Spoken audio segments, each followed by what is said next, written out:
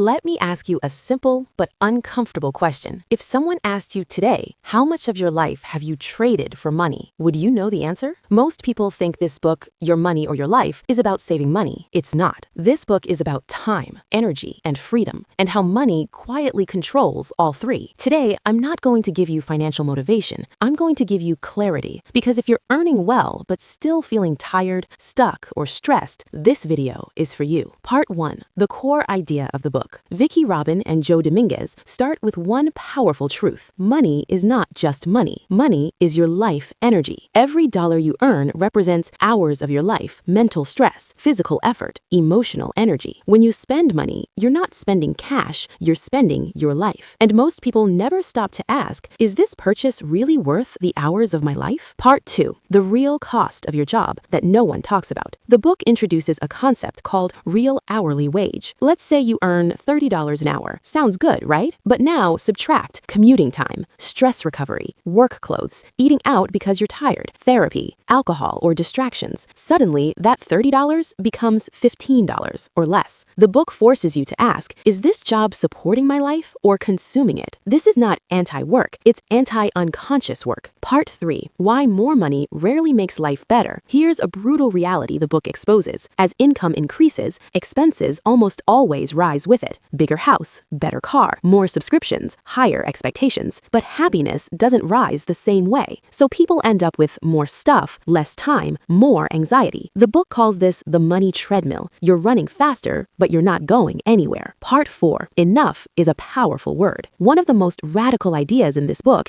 is the concept of enough. Modern culture teaches us more is better. Upgrade everything, never be satisfied. But Your Money or Your Life asks, what does enough look like for you? Enough money, enough comfort, enough security. When you define enough, you stop chasing endlessly. And when you stop chasing, you regain control. Part 5. Conscious spending, not extreme frugality. This book is not about being cheap. It's about being intentional. The authors suggest asking 3 questions before spending. Did this expense bring fulfillment? Did it align with my values? Would I buy this again knowing its real cost? Spending money on what truly matters is encouraged. Spending money on unconscious habits is challenged. Freedom doesn't come from spending less. It comes from spending deliberately. Part 6. The lie of I'll be happy later. Many people live like this. I'll be happy after promotion. I'll rest after retirement. I'll enjoy life someday. But the book makes one thing clear. Life is happening now. If you're sacrificing your health, relationships, and joy for a future that isn't guaranteed, you're paying too high a price. Money should support life. Life should not be sacrificed for money. Part 7. Financial independence is not about luxury. This book redefines financial independence. It's not yachts. It's not mansions. It's choosing how to spend your time, saying no to work you hate, not being desperate for a paycheck. True wealth is control over your time, and that's what most people actually want, even if they don't realize it yet. Part 8. The emotional side of money. One of the most underrated parts of this book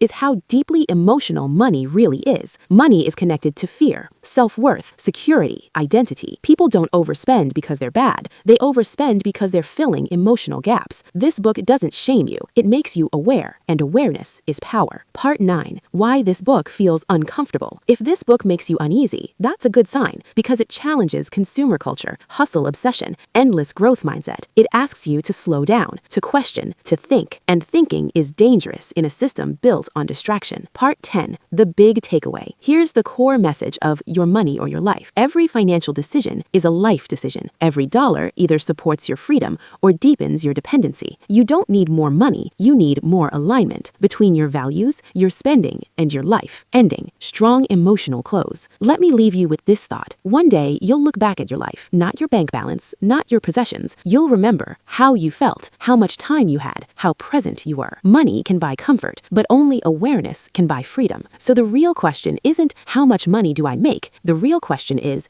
my money giving me life or taking it away? If this video made you think, hit the like button. It helps more people see this message. Subscribe if you want content that's not about hype, but about living intentionally in a noisy world. And comment below, what would enough look like for you?